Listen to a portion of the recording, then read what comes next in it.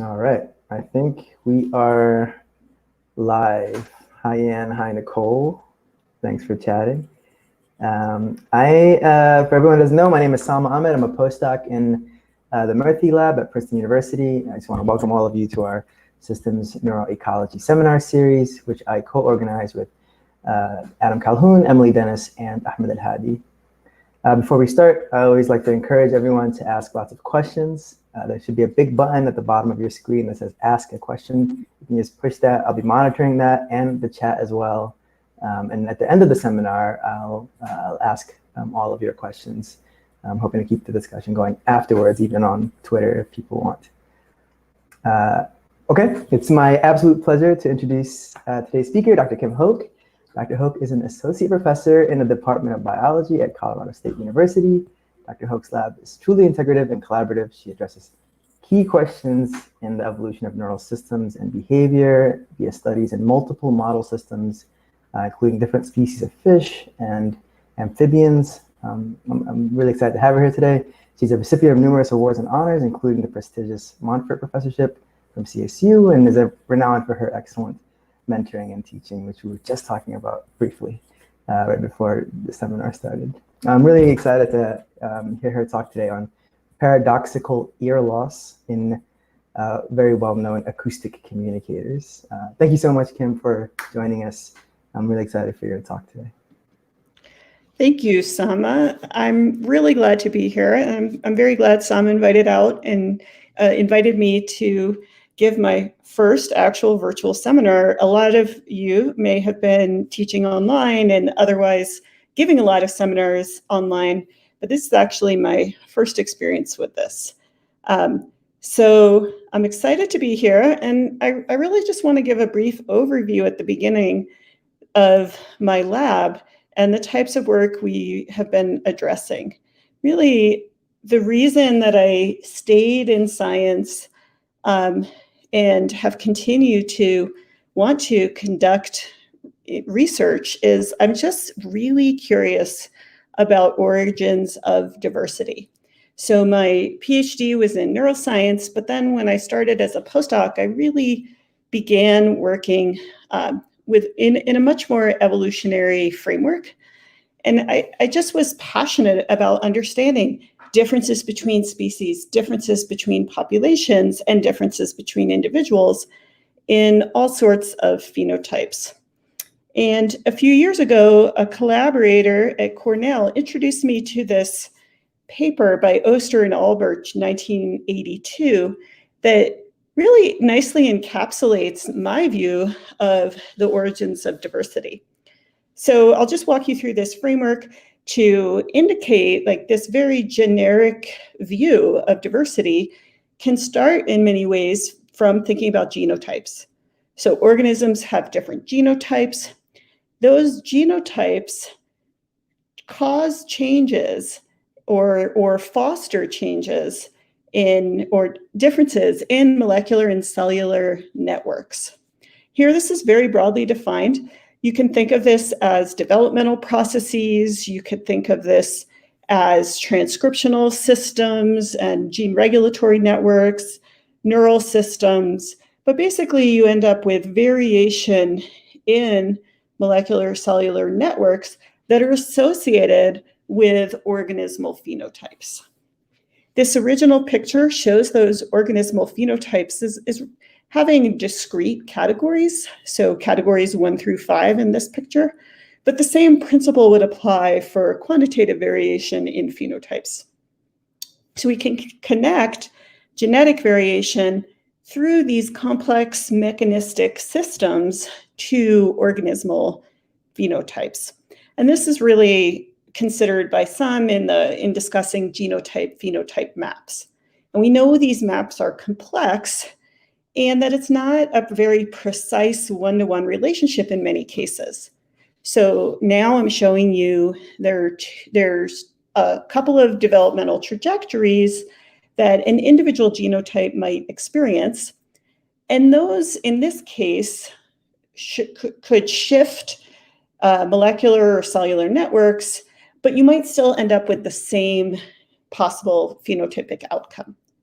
So there's a lot of possible configurations of these molecular and cellular networks that could give rise to similar or identical phenotypes. And so again, these genotypes have this complex mapping through these mechanistic systems to phenotype. And we can think of this as well, considering environmental variation. So we know raising animals or organisms in general in different environments can give rise to consistent changes in phenotypes. And this is due in shifts in some sort of molecular cellular networks. And here what you see in genotype A is you have a shift in molecular and cellular networks depending on which environment the organism was raised in. And that ends up in different possible phenotypic outcomes. However, genotype B, because it's a different starting place, you could have a similar magnitude shift in developmental mechanisms and end up without seeing a phenotypic consequence to that. So there's a lot of possible outcomes here, and these environments are really meant to be quite generic. These could be abiotic environments organisms are raised in, amount of food and nutrition, social environments, and this could also be all sorts of prior experiences. So we know even genetically identical organisms throughout their lives have just slightly different experiences and can end up with different phenotypes later in life. So this is really the proximate mechanism view of where possible phenotypes are coming from based on genotype, but all of this is embedded within an evolutionary context. So possible phenotypes are really determined by genotype and developmental processes. So in this example, the genotype shown here really can only make a few possible phenotypes, but then selection, drift, and other evolutionary processes basically act as a filter so that the realized phenotypes that you see in a population are a combination of what development can produce interacting with evolutionary processes. So again, to me, this is a great view for origins of diversity for someone like me, because I think a lot of evolutionary biologists really focus just on the top part, just looking at selection and drift. And my more mechanistic background makes me really drawn to understanding how these developmental processes impact phenotypic diversity in a population or species. So as Sama mentioned at the beginning, my lab is working currently on projects in amphibians and in fish. And the work I'll specifically talk about today is amphibian work, but I'll just really briefly give you an overview of my work in guppies. My lab has had a lot of graduate students and undergraduates working on guppy projects in collaboration with people around the world. And this framework summarizes really nicely, I think, the guppy work as well. So we've been looking at genetic variation, both population of origin and specific genotypes. We've been looking at impacts of predator cues during development later in life, as well as social experience during development and later in life, and how those environmental context and experiences influence functional neural circuits, transcriptomes, hormone levels, and basically the suite of mechanisms that then contribute to anti-predator, aggressive, and reproductive behaviors. And the reason we chose guppies for this work is that years and years of evolutionary ecology have examined the evolutionary history and selective contexts that give rise to different phenotypes in different populations. So we can combine all this mechanistic work with the known evolutionary context to try to understand diversity in guppy behaviors. But again, what I'm really going to be talking about today is some recent work in frogs. So frogs and toads, when I was a postdoc, I started working on acoustic communication in frogs and the neural system's basis of mate choice. And I do have some projects where I'm starting to return to more of that work. But what I'll talk to you today is, as Sama mentioned, a paradox. As a postdoc and early faculty member, when I was working on frog mate choice, and in my view, the only thing frogs do is use acoustic communication to mate, I found out that there are a lot of frogs that have lost ear structures. And it just didn't make any sense to me.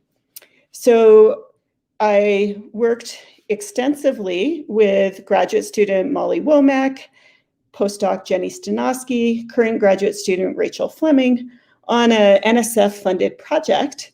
We involved lots of undergrads. I'll talk today about some work by Jesse Espinosa, Ty Fierro, and Meredith Foyles, but many other undergrads have participated in this project.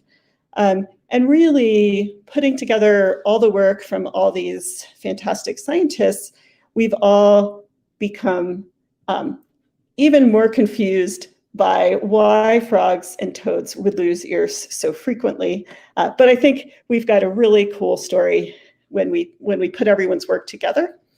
And I also want to start out by acknowledging my huge team of international collaborators. I've been working with Jakob Christensen Dalsgaard, who's an auditory physiologist from Denmark. And I've been working with a lot of herpetologists and conservation biologists in both Ecuador and Peru. And I'll return to this at the end, but without these local partners, this project would not exist in its current form. Especially the herpetologists from each of these countries helped select species, took us to the sites, helped us find the animals. And everything we're doing is something that interests them, but is outside the kind of work that they typically do, because most of these herpetologists are interested in conservation and describing species. And so it's led to this great synergy. And also, we've had these local partners in charge of breeding programs. And again, I'll talk to you about those later, but essentially, without my Ecuadorian and Peruvian colleagues, we would not have gotten this grant and we would not have completed the work. So this puzzle of ear loss in frogs and toads, as I said, was particularly striking for someone whose entire research career at that time was focused on acoustic communication in frogs as the way frogs choose their mates. And, first let me start out by saying, yes, frogs and toads in many cases do have ears. This top left figure, you can see there's a tympanum right below the eye. That's the external that's the external marker for an ear. It's not always so visible as in that animal. The bright yellow-orange animal also has a complete middle ear. And basically, the middle ear independently evolved in frogs and toads because when these animals communicate on land and live on land, they need a better way to couple sound vibrations from the environment so that it reaches their inner ear.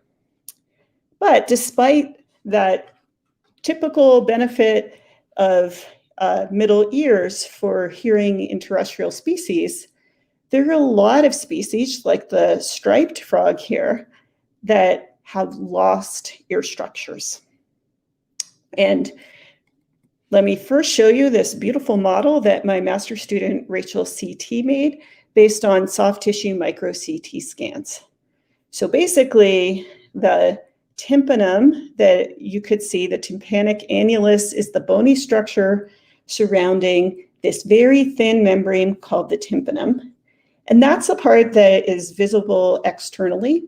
And so sound from a conspecific or any other sound vibrates that very thin tympanum and membrane, and that vibration is transmitted to the inner ear through these middle ear structures. So the columella and extracolumella are the primary bone structures that transmit vibrations of the outside of the animal's head into the inner ear. Of course, the inner ear is where all the neurons are, so this is really essential for hearing on land. And it's that air vibration problem. For organisms that live in water, you don't have nearly the same problem. So water vibrations don't require this middle ear transmission to reach the neurons in the inner ear. So again, acoustic communication is super important in frogs and toads.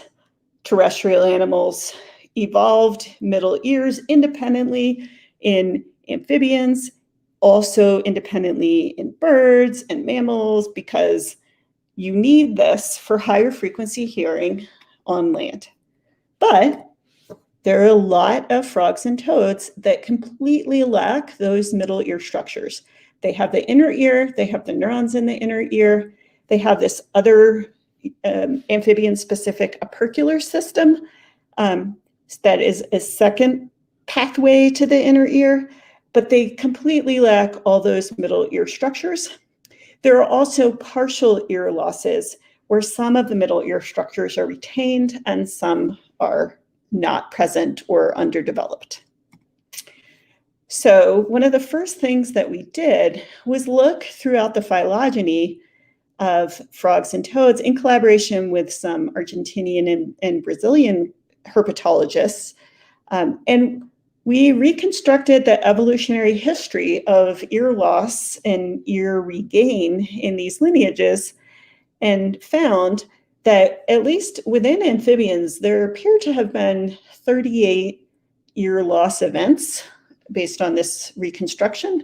That number might not be exact, but it's certainly a large number. And within toads, shown here in red, there have been 12 to 17 ear transitions. One thing to note is the ancestral reconstructions are not going to be perfect, but we think that actually within toads, 2 of these transitions were regains or gains rather than losses. But within toads, you can see these blue arrows marking earless species and the orange color showing the eared species. And basically, this is an extremely labile trait. Ear transitions have happened many times in toads in particular, but also quite common in frogs. So because of this prevalence in toads, we decided to study closely related toads that did and did not have ear structures for our studies here. There's going to be a little bit of work where we looked both in frogs and toads. But essentially, this is the puzzle. If you're an acoustic communicator and that acoustic signals are required for finding mates, why would you have so many transitions in losses and regains of ear structures? So typically, when you're talking about convergent evolution as an evolutionary biologist, the first assumption of a lot of people is that there's strong selective pressures in parallel in all those independent lineages, and that every time you see, for example, an ear loss event, the same selective pressures are giving rise to this. So Molly has been working recently on very large-scale data sets trying to understand whether similar environmental conditions are associated with ear status in frogs and toads. And she has discovered that, not surprisingly, earless frogs and toads live all over the world. In red here are circles size indicating number of species that have been described as lacking ears. And they're in all sorts of environments. So some of the initial work characterized frogs and toads that live near, earless animals that live near waterfalls, and said they're in these really loud environments, they can't hear their calls anyway, and that's why they've lost their ears. But really, that is not uniformly the case. There are all sorts of environments, including quite dry ones with very still water, and there's no consistent environmental context that you find earless frogs and toads. Molly also analyzed various microhabitat differences, looking at whether they're arboreal, terrestrial, burrowing, aquatic, and basically she did not find consistent predictive microhabitats associated with earlessness. So far, there's no common selective pressure that we've analyzed that can explain why earlessness would be such a great thing for frogs, or why frogs don't need ears. So we have been doing a lot of work trying to get at what kind of communication strategies they might be adopting. And the first part of that was really looking at the sensitivity to sound. So as I mentioned before, the dogma is all tetrapods independently evolved middle ears in different lineages, because this coupling is really helpful for higher frequency hearing. But we don't know specifically within frogs or toads how much ear loss impacts hearing. So we studied that using auditory brainstem responses, which is the equivalent of an EEG. You have electrodes, which here on this frog are just stuck under the skin to hold them in place outside the skull. And we have the animal listening to sounds in this excellent field setup displayed here, where we were recording responses to sound in the auditory system. Basically, we would get recordings of the whole brain response underneath the electrode, and we would play sounds for different tones of different amplitudes, and we would see how loud do I need to play the tone in order to detect an electrical response.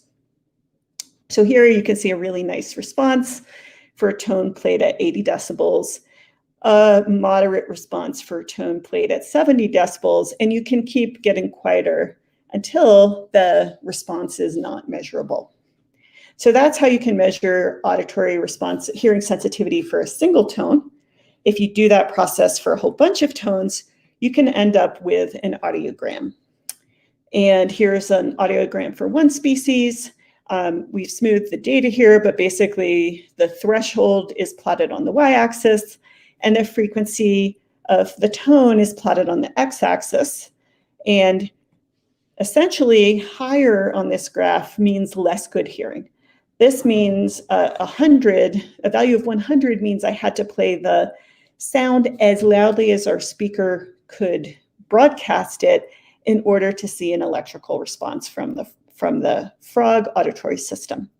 Whereas low values like 60 mean that that's better hearing. I had to play the sound at 60 decibels in order to see the ABR response. So we did this for a number of animals for each species, and we did this for a number of species that we collected in Ecuador and Peru. And we found overall, as expected, earless species are less sensitive to high frequency sound. So the earless species are shown in blue here. And you can see that above about 1,000 hertz, the blue lines are higher. So we had to play the sounds more, we had to play louder sounds in order to see a response. But below 900 hertz, the earless species could hear quite well. So they had quite robust responses. And there are a lot of species differences in general. Some species have better sensitivity than others using this measure. But overall, we saw this consistent decrease of approximately 20 decibels between 1,000 and 3,000 hertz. So what would this mean for the animals? One possible consequence of this would be that the communication range would be limited. So given this increased threshold or decreased sensitivity of earless animals, a sound that an eared relative could hear pretty close would now, an eared relative could hear quite far away, would now need to be, earless species could only hear from quite close. So perhaps communication is happening, acoustic communication is happening in a much more local fashion in the earless species than the eared species. And I'll come back to this behavior in a minute. Another issue that we don't know is the extent to which sound localization is impacted. So our models of how sound is localized in eared species require the middle ear for it to work. And we haven't tested to what extent the lack of middle ear impacts an animal's ability to localize sound. But that could actually be even more of an impact on communication than the sensitivity difference. So there is one exception that is quite interesting. So there's a clade of frogs, the really pretty colorful ones that I've shown you at the beginning, Atelopus, where they're partially eared in some lineages. And I'll show you here on the left is a fully eared Rhinella toad.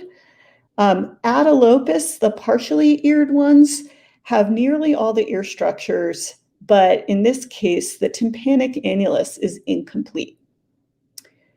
And you can compare that to a closely related Atelopus that's completely lacking all those structures. What's interesting about the Atelopus is this is one of those two very likely regains of middle ears. It appears, based on the ancestral reconstruction, that the ancestor of all Atelopus should have had ears. Those middle ears were likely lost early in Atelopus, and that many of the eared or partially eared Atelopus species likely regained these middle ear structures. So here, this Atelopus species in the middle has rebuilt through evolutionary time most of its ear, all except that incomplete tympanic annulus shown here, and yet it cannot hear any better than a species with a completely lacking middle ear, like on the right. So I'll show you that here. Atelopus elegans in blue is the completely earless species, and we have two Atelopus species that have partial middle ears, and their sensitivity is no better than the Atelopus lacking all middle ear structures. What's quite interesting here is that all of the Atelopus are more sensitive than other earless bufonids. And in fact, all of the Atelopus are equally sensitive to the related species that have complete ears. So somehow in the Atelopus lineage, they've managed to come up with alternative mechanisms for having sensitive hearing other than these middle ear structures. So this is pretty exciting. We don't know how they can do this, but one thing Molly did do is look at how much hearing right through that area by the tympanum, or some of these species don't have tympanum, how much that area matters. So she can put Vaseline right over this part of the ear, and that weighs down the tympanum. And it means that sound waves right there no longer can vibrate that thin tympanum structure. And if you do that for most regular eared toads, shown in gray, you see, again, about 20 decibel decrease in sensitivity above about 1,000 hertz. So it's very similar to the hearing decrement for animals that completely lack middle ears. Covering that tympanum basically replicates losing your entire middle ear because that coupling is broken. But you can see in red the Atelopus species, when you put Vaseline over that ear structure, you see perfectly good hearing. It has no impact on hearing. Oh, I guess I should have said this. What we're plotting here is the difference in threshold before and after putting Vaseline on the animals. So the red being at 0 means there was no impact on hearing for Atelopus, unlike other eared species. So we don't know, again, how Atelopus are hearing as well as they are. And really, we don't understand much about how variation in ear structures influences sensitivity to sound. But my master's student, Rachel Fleming, got into this as part of her pandemic replacement project. And she's been modeling sound transmission through ear structures. So she's been using finite element modeling. So she takes soft tissue micro CT scans and she turns them into these meshes where each triangle is entered into the model, and she applies vibrations on the tympanum, and she looks at displacement. She looks at movement of all these meshes, all these little pieces of the ear structures in response to a particular sound. And then she can plot that and show displacement at the tympanum, displacement at the foot plate, and really start to understand how variation in structures, both the components and bendiness of a particular structure, the material properties, as well as the shape and form and connectedness between different properties, how do those influence transmission of sound through the middle ear?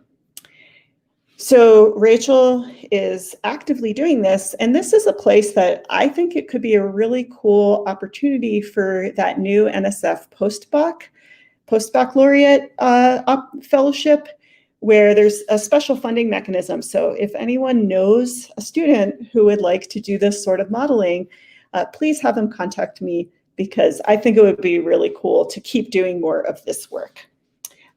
Unfortunately, I don't have any of the videos of the actual animations, but these are amazing. So hopefully Rachel will be putting more of these up on Twitter soon.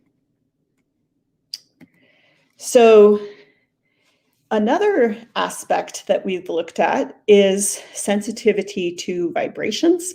So I mentioned the operculum earlier. The operculum sits right in there next to the columellar foot plate, abutting the inner ear. And it's a long postulated mechanism for hearing through other pathways other than this tympanic middle ear. And in particular, it's connected to the shoulder girdle. And so vibrations of the feet could be transmitted to the ear.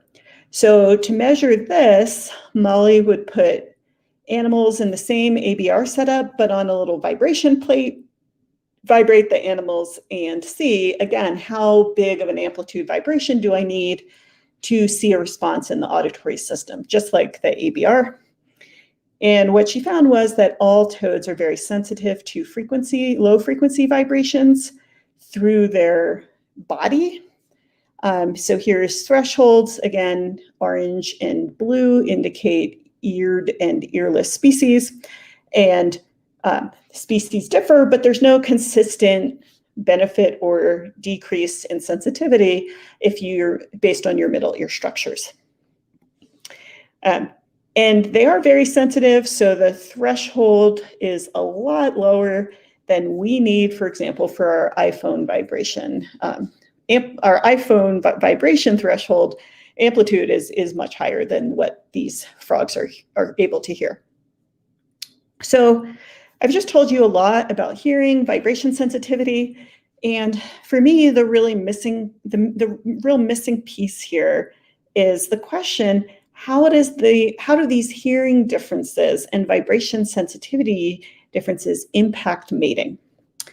And our challenge here is that we really don't know about the mating systems and mate choice of most frogs. So there's some beautiful work in the Atelopus shown here on the left.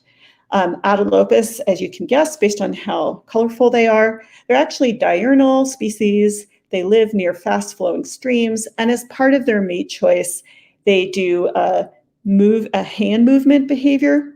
They do call, but pretty much we think acoustic communication is happening when they're quite close to each other. Another species that my team has done some, work on is a pretty recently described species in Peru, Rhinella junga. Our field team in Peru recorded mating behaviors for Rhinella junga. So they recorded calls, and the male here is in yellow. They characterize sexual dimorphism. The male becomes yellow just when he's mating. The female on the bottom is brown, and we know the sensitivity of their ears, and their calls, it turns out, are actually in a frequency range that they can hear pretty well. So they're low enough that they are reasonably sensitive to the frequency of their own calls. But what's weird about this species is they can hear their calls, but they're not using them while they're mating. So typical view is that the male's calling and the female approaches the male to choose him and mate with him. In this case, the females are getting to the puddles or ponds where they're mating first, and they're actually physically interacting, tussling some and deciding who gets what spot. And then the males show up, and never in that set of matings we observed was this call part of that mating. So the males are calling, but just not in a mating context. And basically, when we look at other species, we largely don't know. Our understanding, as far as the little information we have, some frogs and toads are using sounds that they can hear pretty well. Some are using sounds they can't hear very well. And most of the time we have no idea. So there could be a lot more behavior work that would really help us understand what are the consequences for all these species where they have 20 decibels reduced sensitivity in a frequency range that we would think most of them would be calling. So we need to do a lot more field work and behavior, but first I'll talk about a few other approaches we've been taking to really now get to the developmental mechanisms that are contributing to the extensive ear loss in frogs and toads. Again, we have selection. Really, we don't have a good story for why so many frogs and toads have lost their ears. But now we're going to turn to developmental biases that might contribute to that. One of our first biases we were considering was pleiotropy. So middle ears share developmental origins and developmental genetic bases with many other skull bones. So this is neural crust-derived structures, and basically the entire skull could be co-varying with middle ear structures. And so perhaps, we had this naive idea that, you lose your ears, but you get a way better jaw. And that better jaw allows you to eat different foods and therefore makes up for this challenge for having reduced auditory sensitivity. So what Molly and undergrad Ty Fierro did was a lot of micro CT scans and comparison of skulls for 39 eared species, 16 earless species, with a number of different ear transitions captured in their sampling scheme. And this is the maximum inferred size-corrected shape difference between eared and earless skulls. So the orange are the eared species on average, the blue are the earless species on average, taking into account phylogenetic history.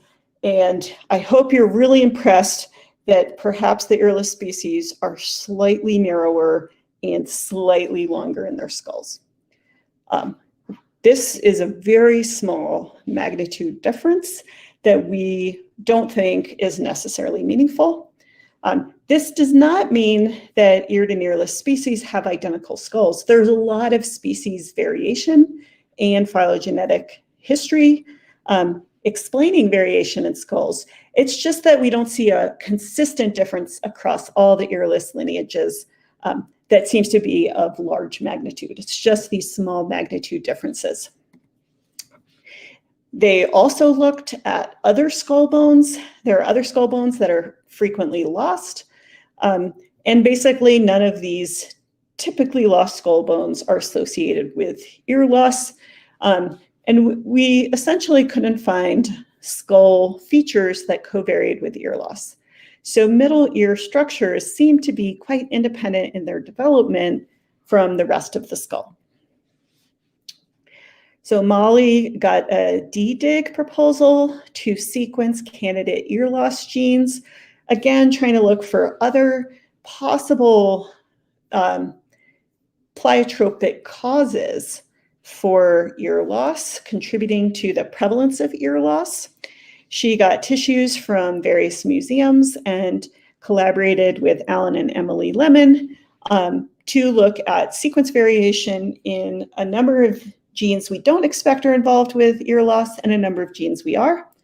And she did find a few genes in which sequence variation is quite associated with earlessness.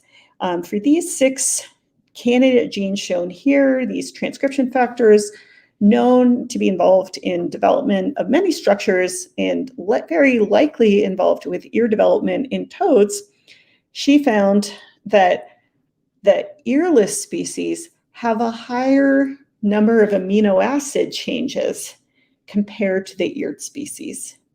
And in particular, TBX2 is a very high sequence variation in those earless species. So we're still trying to follow up on this and get more extensive information. And Rachel Fleming and undergrad Jesse Espinosa have looked at TBX2 in development and adulthood. TBX2 here is in photoreceptors. So Jesse had the proposal that the animals are getting better night vision because of variation in TBX2 and that ear loss is just a consequence. In general, this is very surprising that there's so much sequence change in TBX2 because that is a completely required gene that's involved in many developmental processes, including the heart and various other really essential traits. So we're hoping to follow up more on TBX2, characterizing it in development. And this is another project that if anyone knows of student or is a student who recently graduated who'd like to try to take advantage of that new postdoc opportunity, please contact me. There's a lot more development work to be done. So overall, we think there could be some pleiotropy involved, but it's not going to be a simple story where the frogs gain a better jaw and lose ears as a unhappy consequence. So the next thing that I'll talk briefly about is some evidence we have that really most of this ear loss event is probably associated with changes in developmental timing. So we have developmental series from various species from Ecuador and Peru, thanks to our collaborators breeding them there. They preserved animals for us at different stages in development. And in particular, our Ecuadorian collaborators are some of the world's experts in frog breeding. So they got us some great species. And we've been looking at the morphology throughout development. So right around metamorphosis is when the ear starts to develop. The middle ear starts to develop. Inner ear is present throughout the tadpole stage, really a much earlier developing structure. And the tadpoles can use that inner ear when they're in the water. The middle ear is really only needed when the tadpoles metamorphose and start going on land. and then they need that terrestrial hearing or don't. So we've done histology, serial reconstructions of middle ear development for a variety of species. And what we found, and this is work led by Jenny Stanosky, the earless lineages actually initiate middle ear development right on time, but then it truncates. So the earless lineages are shown in red here, Rhinella junga and Atelopus elegans. The eared lineages that are close relatives of them are Rhinella alata and an Atelopus spumarius, new undescribed species. And what you can see is that species differ, but if you look at the middle panel, Gosner stage 44, you can see this little red structure in every species, very small in the first three. That's the developing columella right next to the operculum in green, adjacent to the inner ear, you start to see a little columella develop. But then a week later, the earless species, that's extended out and it keeps extending and becoming fully formed. The eared species, you just see this little nubbin that doesn't get bigger, doesn't elongate. We think in some species it eventually disappears, but in other species, there may be some little nubbins left in adulthood. We don't think this is going to facilitate hearing in any way, but basically, we know that the earliest stages of ear development seem to be preserved, and it's that extension stage that is particularly sensitive. So another aspect of developmental timing is genome size. So Molly measured genome size in a bunch of new amphibians, added a lot of earless species to the existing data set, and found that even though we didn't have great sampling of earless taxa, there's pretty interesting suggestion that earless species tend to have larger genome sizes. And we know that larger genome sizes are associated with slower development. And here's the genome size C values for earless species. One thing you can see here is that some eared species have quite large genomes. So it's not a rule that if your genome gets too big, you just can't fit an ear in your head. But there is a trend where the earless lineages, when correcting for phylogenetic history, when correcting for phylogeny, the earless lineages tend to have larger genome sizes. So this could mean that earless lineages have slowed developmental rates, and perhaps hormone changes and other mechanisms that contribute to ear development are sort of decoupled in time or don't get to fully happen before metamorphosis and some developmental window closes. One note is that toads have particularly prolonged middle ear development.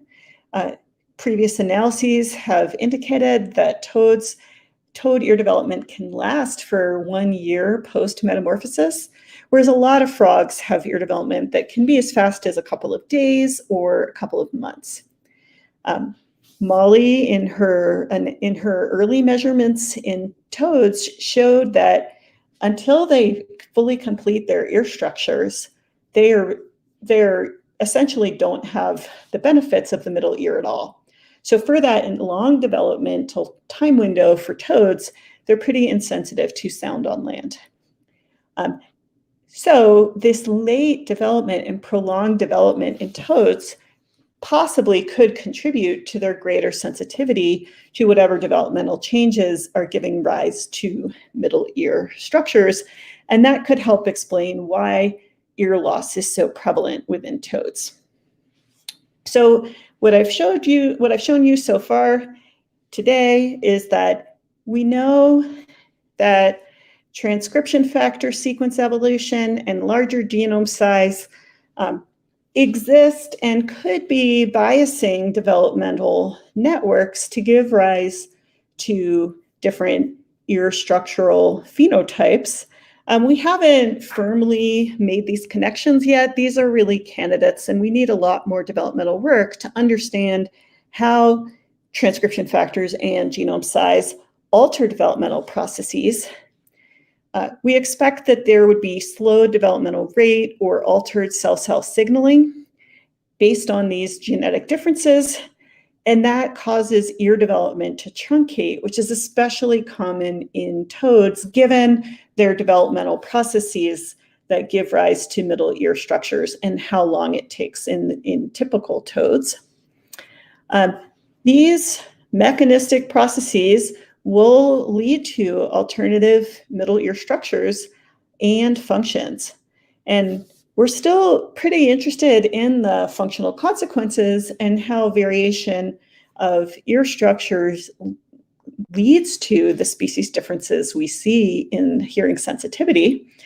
But when we're thinking about the question of ear loss, we largely think that earless species are tolerating that reduced sensitivity of ear loss.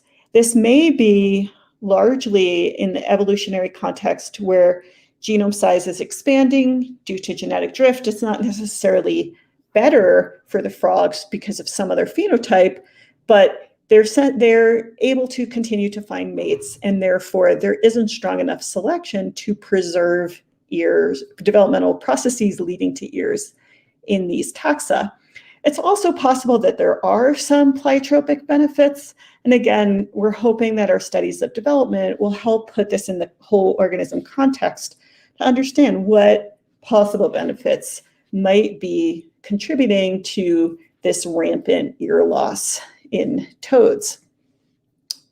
And I just want to briefly note that in addition to all this research, because of my collaborations with great scientists in Ecuador and Peru, we've really had the ability to help support conservation efforts. The scientists I'm working with are really major conservation, really motivated by conservation. And by breeding frogs for me, we could help financially support things like this amazing exhibit on frog diversity that just opened in Ecuador with our partners there, and also a very small reserve in Peru. So this has been an extreme benefit for me of working closely with partners there. Even though my work is not conservation related, I've really appreciated the synergy that has come from these collaborations. And in my hopes to study behavior of earless species throughout the world, I'm always looking for collaborators in other countries. So I would love to expand outside of Ecuador, Peru, and if anyone knows any collaborators in other countries where there are earless species, I would love those contacts as well.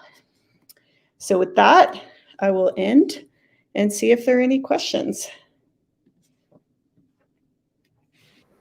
Thank you, Kim. I'll clap for you and for everyone else virtually. I see some questions coming in. I can ask one quick one, though, while we're on this topic. I'm curious about whether there might be any cost to hearing, right? Maybe some of these species live in environments where they cohabitate with other species that have similar calls, maybe. And the ear loss may be sort of reinforcing barriers between closely related species. I'm just curious. It's certainly possible that there are costs to hearing of various sorts. I haven't come up with an explanation where it would be better to not hear. To me, especially for the scenario you posited, you want to be able to hear those wrong taxa and avoid them, in my view. But it's certainly possible that there could be contributions. And again, really extensive characterization of the behavioral context they live in could help identify who else is there when they're mating and what possible like confusion effects could come from local neighbors there. Another thing I'll note is, and I meant to say this in the talk, We do not know what else frogs use their ears for. There's a very small amount of information on vibration sensitivity and feeding, and very small information on avoiding predators. But we don't know the full impact of hearing on all the organisms' behaviors. Yeah, got it. Oh, okay. I have a question here from Krista Baker, which is, I think, much more mechanistic than the question I was asking. So maybe you can respond to this one as well. She says, "Thank you for a great talk. So could it be that losing the middle ear helps species tune out high frequency sounds from other animals?" So it's much more specific. So sorry, it helps them to what?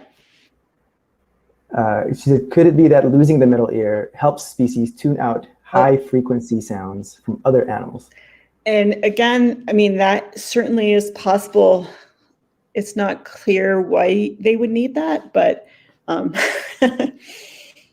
it certainly could be. Here's a question from Yan Wong. She says, "Fascinating topic. Is anything known about inner ear differences between eared and earless frogs? Similarly, about differences in anatomy and transmission of leg bones that contribute to hearing?" So the first question, inner ear anatomy, Molly did some histology of the inner ears and did not see any consistent differences, at least that are common across a set of species. So it doesn't look like the inner ear is remodeled, at least not extensively. She was doing things like counting hair cells in the amphibian and basilar papilla, the end organs that sense sound, and measuring different dimensions. So nothing apparent in the inner ear in the species we've looked at so far. And as far as leg bones, actually, Molly moved on, did a postdoc, and is now a faculty member. And one of the things she studied in her postdoc was leg limb lengths. And even though it had nothing to do with earlessness, she's obsessed with this question and selected species that did, selected nice earless species in her taxon sampling. And she did not see any, none of the measures that she had a earlessness association. Yeah. Cool. I have a question about, also from Yan. This is a very naive question. As you mentioned that toad ear development can take 1+ years. What is happening in those late stages of ear development? And why are they so crucial for the benefits of middle ears? So this is another great question. So essentially what happens in general is that ears develop from the inner ear out. And so the columella will be fully developed, but the tympanic annulus won't be for a long time. And then the last thing that happens is the tympanic annulus completes that ring. And as with the Atelopus, Molly's developmental work shows that until that ring is fully complete and ossified, so there's a cartilaginous ring, that still does not confer the benefits of the middle ear. It needs to be bony for the middle ear to function properly. And I don't know why it takes toads so long. They go through the same processes. It's just really extended in time. Interesting. And do you think is there any relationship between lifespan then and the development of the inner ear? Are some of the earless species short-lived? I don't think we know what the lifespan is in general, but I don't think so. Yeah. Got it. Well, I think we're running out of time, but are there any more questions? I wanted to actually put Kim's Twitter in the chat so people can follow up if they have questions. 1 second. Kim, thank you so much for a wonderful talk. I really appreciate it. Thanks, Mama, for organizing this and your team. And we'll see you online. Thanks everyone for coming. This will be on YouTube shortly. Thanks. Bye.